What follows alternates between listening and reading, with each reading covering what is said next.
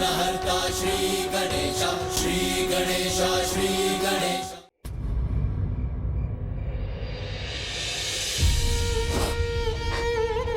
रोइए मत, दुखी मत होइए स्वामी। वो आज गए हैं तो क्या, मुझे पूरा विश्वास है वो हम सबके हृदय को ऐसे टूटने नहीं देंगे। लौटकर अवश्य आएंगे वो। नहीं माधवी, कान्हा ने हमें छोड़ दिया, वो कभी वापस नहीं आएंगे। किंतु आप ऐसा कैसे कह सकते हैं? क्योंकि एक बात, पकड़म पकड़ाई खेलते खेलते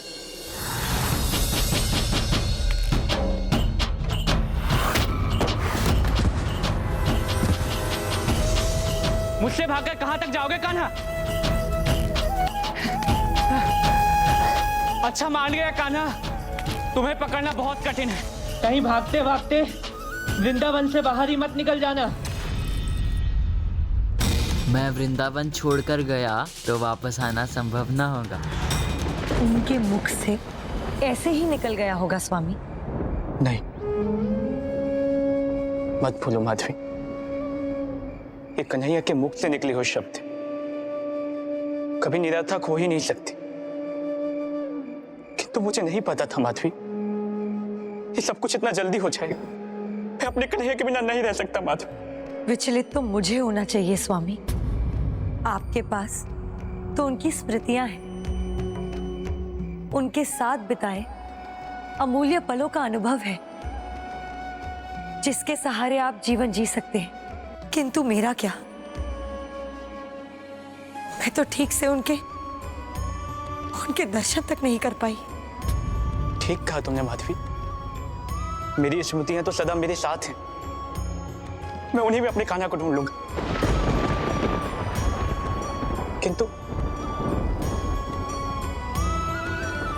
किंतु तुम क्या करोगी माधवी? बंधन कैसा भी हो, वो आत्मा को परमात्मा से मिलने से भला कैसे रोक सकता है? प्रभु की इच्छा के बिना तो एक पत्ता भी नहीं हिलता। ये जो कुछ भी हो रहा है, इसमें प्रभु की इच्छा ही तो है। मैं प्रभु से मिलन की आस लगाए रखूंगी। इस जन्म में नहीं तो अगले जन्म में मैं प्रभु दर्शन के सौभाग्य की भागी अवश्य बनूंगी। ब्रिज के बिहारी लाल हैं तो अब मेरे भी गिरधर गोपाल बन जाइए ना। माधवी, मेरी भी यही इच्छा है कि गिरधर गोपाल के तुम्हें शीघ्र ही दर्शन अवश्य होंगे। विरह की पीड़ा इन्होंने दी है तो उसकी औषधि भी यही देंगे। और इस प्रकार सभी प्रकार की शंकाओं से ऊपर उठकर पूरी श्रद्धा के साथ भक्ति के पथ पर आ गई। प्रभु गिरधर गोपाल की भक्त माधवी दिन रात उनकी ही भक्ति में लीन रहती, उनके भजन गाती, पूजा और सेवा करती एवं सदा अपने गिरधर गोपाल को अपने साथ रखती। जहाँ जाती वहाँ उसके गिरधर गोपाल उसके साथ जाते। सखी माधवी, ये क्या किया तुमने? जिनकी पूजा के लिए पुष्प चुनने आई थी उन्हें ही अपने साथ ले आई। अब मेरे गिरिधर गोपाल सदा मेरे साथ ही रहेंगे।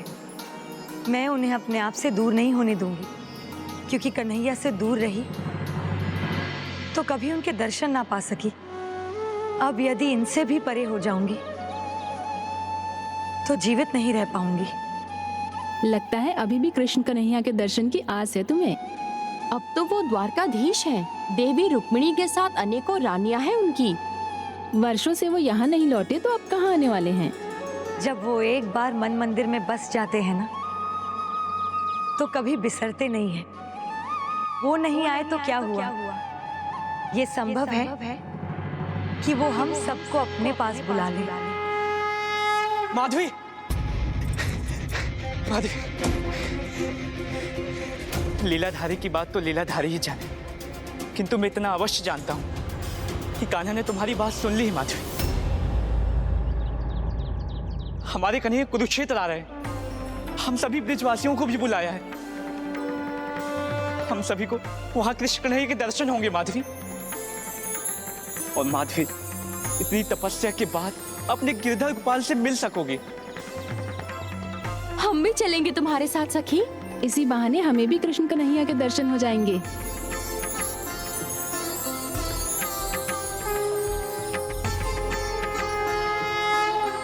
मुझे आपके दर्शन पाने का अवसर देने के लिए कोटि कोटि धन्यवाद प्रभु, कोटि कोटि धन्यवाद। अर्थात अब देवी माधवी की प्रतीक्षा समाप्त होने वाली थी। होना तो वही है जो नियति ने निर्धारित कर रखा है, और समय से पहले भी कुछ नहीं होता। इसलिए जब सभी ब्रिजवासी कुरुक्षेत्र पहुँचे तो वहाँ भी अपने कृष्ण कन्हैया के दर्शन नहीं पा सके, किंतु इससे माधवी का उत्साह कम नहीं हुआ। प्रभु कुछ देर पहले निकल गए और हम उनके दर्शन नहीं कर पाए, किंतु इसमें दुखी होने वाली कोई बात नहीं है। इसका अर्थ है कि यहाँ प्रभु से मेरी भेंट नहीं लिखी है। अब तो द्वारकाधीश को अपनी इस भक्त को द्वारका में ही भेंट का अवसर देना होगा। जब भक्ति में अलौकिक प्रेम का रस हो तो भक्त भगवान पर अधिकार जताने लगता है। माधवी भी इस अधिकार बोध से द्वारका जा पहुंची। वो सभी द्वारकाधीश से मिलने के अनुरोध को भेजने के बाद गोपी तालाब के पास विश्राम के लिए रुके, किंतु जब उत्तर आने में विलंब हुआ तो वो द्वारकाधीश से मिलने की आस में उनके महल पहुंच गईं।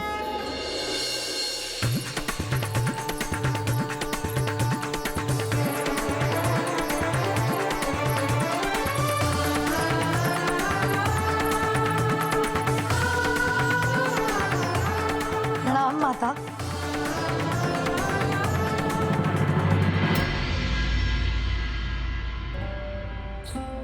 मुझे सूचना मिली कि मेरे प्राण वल्लभ के वृंदावन से कोई आया है, इसीलिए मैंने सबको आमंत्रित कर लिया।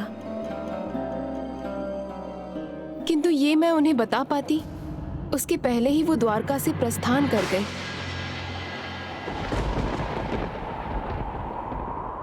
तो माता, अब कब लौटेंगे मेरे कन्हैया? लंबी यात्रा पर गए हैं स्वामी, उन्हें लौटने में समय लगेगा। गोकुल में कुछ पलों की देरी के कारण मैं उनसे नहीं मिल सकी। फिर कुरुक्षेत्र में भी कुछ ऐसा ही हुआ, और आज यहाँ द्वारका में फिर उनके दर्शन नहीं मिले मुझे। ऐसा क्यों हो रहा है मेरे साथ? क्या मेरे गिरधर गोपाल जानबूझकर मुझसे दूर रह रहे हैं? क्या आरंभ में उनसे दूर रहने के कारण वो मुझे दंड दे रहे हैं? प्रणाम महारानी। क्षमा करें माता, अब हमें भी अनुमति दें।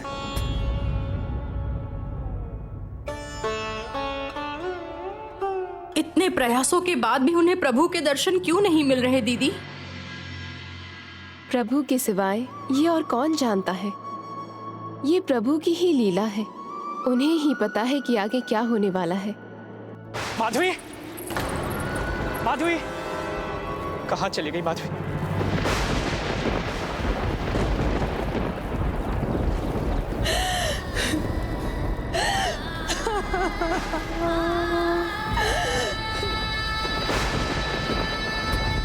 हे प्रभु, मेरी एक भूल का दंड आप मुझे कब तक देंगे?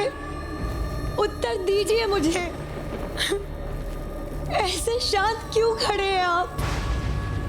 दर्शन तो नहीं दे सके, किंतु इतना तो बता दीजिए कि क्या मैं इस योग्य भी नहीं कि इतना जान सकूं कि मेरे साथ ऐसा क्यों हो रहा है? क्यों प्रभु, क्यों हो रहा है ऐसा? तुम इससे कहीं अधिक पाने के योग्य हो माधवी। कली अपने युग में जब सभी को अपने कुप्रभाव से प्रभावित कर चुका होगा, धर्म की पताका अधर्म के अंधकार से मलिन होने लगेगी, चारों ओर झूठ का ही बोलबाला होगा, नारी को घर के आंगन तक सीमित कर दिया जाएगा, जब अहंकार को अलंकार माना जाएगा और प्रेम का कोई मूल्य नहीं रह जाएगा, तब ऐसे समय में बुराई और कुरीतियों को रोकने के लिए तुम्हारा मिलन अपने प्रभु अर्थात मुझसे होगा और फिर तुम्हारी आस्था और भक्ति से प्रेरित होकर तुम्हारे उस काल को भक्ति काल कहा जाएगा। संत कवयित्री मीराबाई के नाम से तुम्हारी ख्याति फैलेगी और फिर तुम्हारी इच्छा भी पूर्ण होगी। जो राधा के कृष्ण कहलाते हैं वो मीरा के गिरधर भी पुकारे जाएंगे।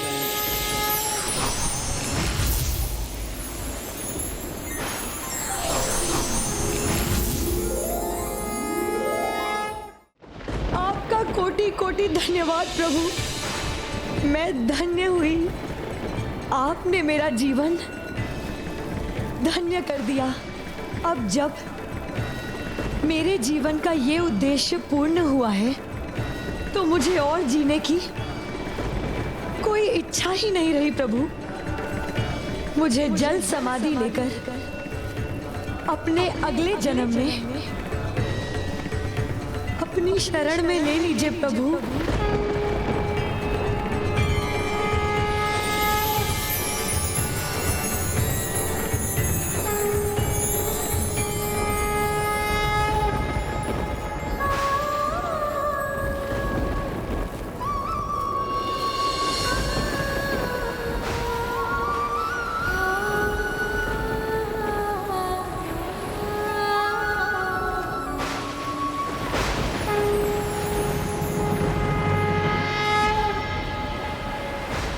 इस प्रकार अपनी भक्ति से वरदान स्वरूप माधवी ने दूसरा दिव्य जन्म पा लिया। किंतु उनकी इस भक्ति की यात्रा में कितना संघर्ष था। महान कार्य करने वाले संघर्षों से कहाँ विचलित होते हैं पुष्पदंत जी। उनके जीवन में नित नई चुनौतियाँ आती हैं और वो अपनी निष्ठा और साहस के बल पर उन पर विजय पाते हैं। माधवी की चुनौतियाँ और भी विकट बनने वाली थीं। मीराबाई के रूप में उसके अगले जन्म में उसे अनेकों कठिन परीक्षाओं का सामना करना था। अपने प्रभु को पाने के लिए अनेक नए संघर्ष करने थे, समाज से, परिवार से और स्वयं अपने आप से।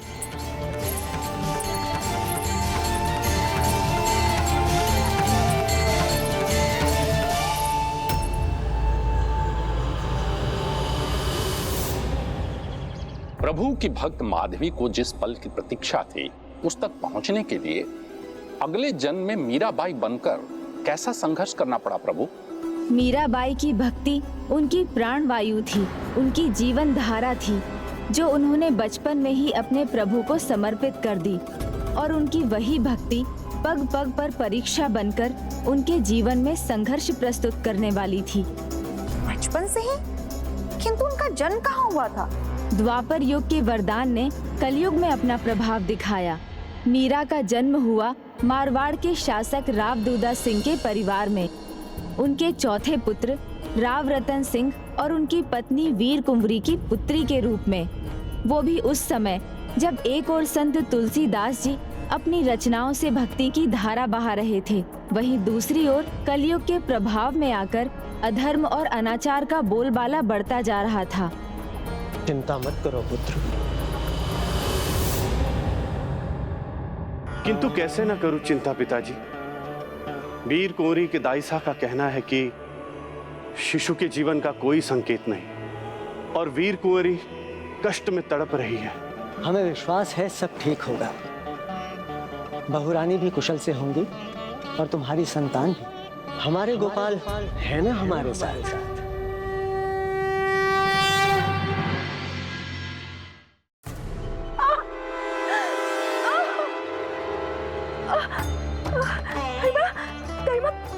कुछ हुआ? नहीं, कुछ हुआ?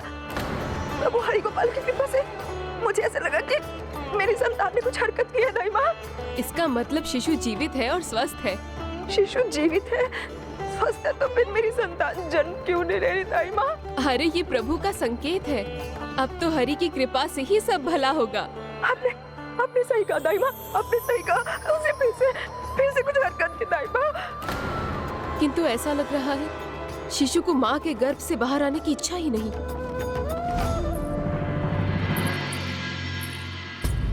महाराज साहब, सब ठीक तो है? महाराज साहब के प्रभु का नाम लेते ही शिशु ने अपने जीवित होने का प्रमाण तो दे दिया है, किंतु अभी भी वो जन्म लेने के लिए तैयार नहीं है।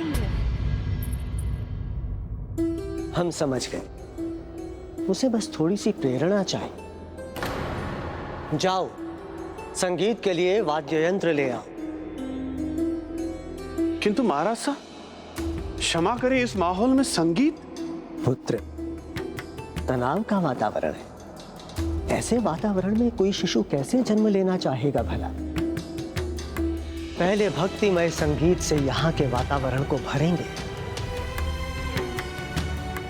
फिर तुम्हारी संतान भी निश्चिंत होगी।